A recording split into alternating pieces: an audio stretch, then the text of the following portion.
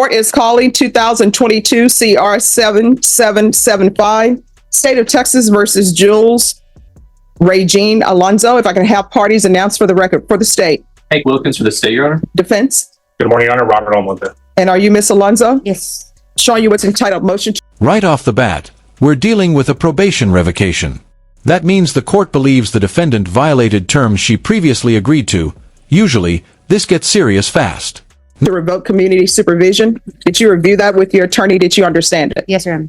All right. Are you the same Jules Alonzo who was placed on community supervision and cause number 2022 CR 7775 for the offense of theft under $2,500 enhanced on March 27, 2023 for a term of 4 years? Is that you? Yes, Your Honor. State? Violated condition number 4 in Bexar County, Texas. The defendant, Jules Regine Alonzo, did then and there fail to report to the supervision officer as directed for the months of April and May of 2023 in violation of condition number 4. How do you plead to that? True or not true? It's true. State? Oh, Your Honor, we waive the other violations alleged. Any objections? No objection, Your Honor. Did you understand by pleading true to violation of condition number 4, the court? By pleading true, she just admitted she violated her probation. Now the judge has the power to send her straight to jail, up to 6 months or more, depending on the... Find it true, grant the motion, and sentence you up to 6 months in the state jail facility? Yes, Your Honor. Knowing that, do you still wish to plead true to violation of condition number 4? Yes, Your Honor. Court will find violation of condition number 4 true. Is there a proposed agreement? There is, Your Honor. We're asking that you deny the motion, continue the defendant, and amend her alternate amend her conditions for status, followed by aftercare, as recommended by the jail staff, and that she stay in custody, waiting for a spot in status judge. All right. So what has she done while on probation?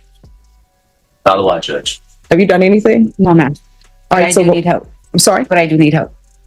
Well, why didn't raise your right hand? Do you solemnly swear affirm the testimony you give will be the truth, and nothing but the truth, so help you God? Yes, Your Honor. You can lower your hand. State your name for the record. Hope Alonzo.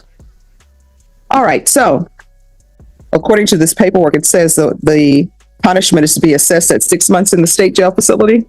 But according to the judgment, the terms of the plea bargain was 2 years in the state jail facility. Here's where things get confusing. The judge clarifies the original sentence, 2 years suspended for probation, not just 6 months. That's a big deal and could impact how hard the court comes down on her now. Suspended and probated for 4 years. But you say you need help? Yes, ma'am. Well, why didn't you ask for that before? Because last time I was pregnant and you offered a year state jail or 4 years probation, I didn't want to have my baby in jail. All right. So it is actually, her underlying is 2 years in the state jail facility and not 6 months in the state jail facility. So where is your child? She's with my mom. And so you had your child. Was your child born positive for anything? And I see where I referred you to felony drug court. I did a referral to Esperanza court. So why are you just now saying that you need help when I've offered you help? Because I was supposed to be in custody and y'all let me out. So we let her out. The judge isn't buying the excuses. And can you blame her? No drug tests, no parenting classes, no job. All while living with her mom and supposedly caring for a child. What do you think? Is this mercy or manipulation? Out of custody, and then you go use drugs or whatever you've I been didn't doing. use no drugs when I got out. Well, you didn't report. So it's our fault. No, not at all. It's my fault. All right. So why are you acting as though it's our fault? I'm not saying it's your fault, Your Honor. At all. I mean, well, you just said, well, y'all let me out. Yeah. But I got scared. I got scared because y'all let me out and I wasn't supposed to be let out. Yeah. And instead of you coming back to the court, you just off in the free world, not reporting, not doing anything. And now you come to me and you want mercy from the court. I still don't understand why I should follow your proposed agreement. She has done nothing. What have you done? Be with my kids. You shouldn't have even been with your children, because here's the thing. You haven't done anything. This is what I ordered. Intensive parenting classes. Have you started parenting classes? No. I ordered felony drug court. I ordered Esperanza court. Have you reported to the UA hotline? No. Did you have employment? No. So you've done nothing. And somebody is allowing you to live with them, obviously, without employment. So what have you done? Nothing. So probation, why should I be following this? She hasn't done anything. Rather show on my records that the felony drug court or the Esperanza court was to be done in custody. It doesn't state that on my records now. That is quite possible. I would say let's give her a chance to get evaluated in custody and then see what their recommendations are. She's saying she wants help, Judge. I think that's the state's what we're trying to do, Judge.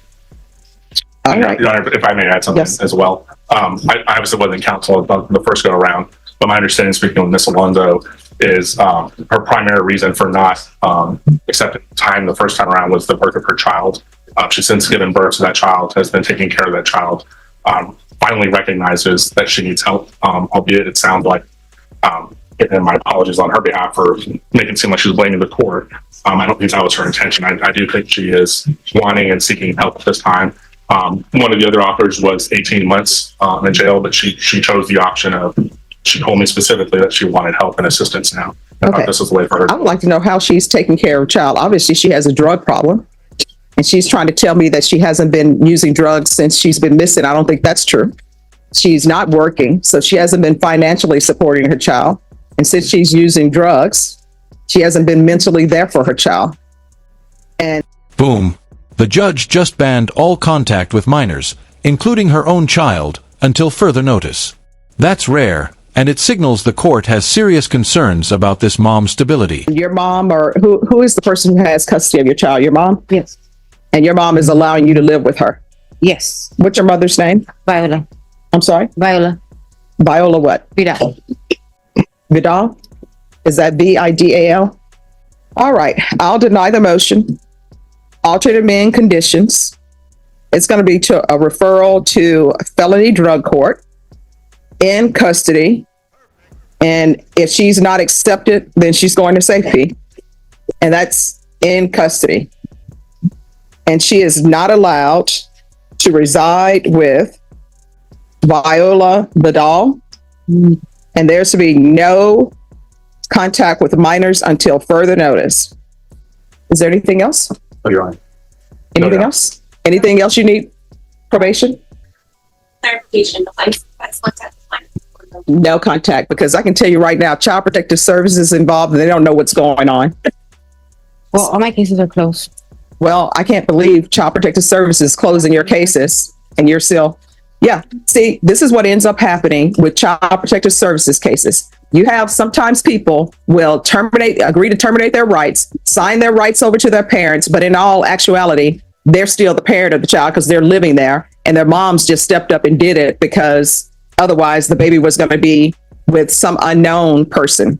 So yes, no contact with minors until I say it's okay for minors. And if you want to end up having contact with minors, you had better start doing your parenting classes and doing all of that. Because on the CPS side, sounds to me, you took the easy way out. Let me have these babies. Let me sign my rights over to my mom. And guess what? I don't have to do your parenting classes. I don't have to worry about drug testing. And my mom is going to let me have my children back. Not here, not today. So that's the court's ruling. Is there anything else you need from the court to be successful? All right, we can go off the record. Here's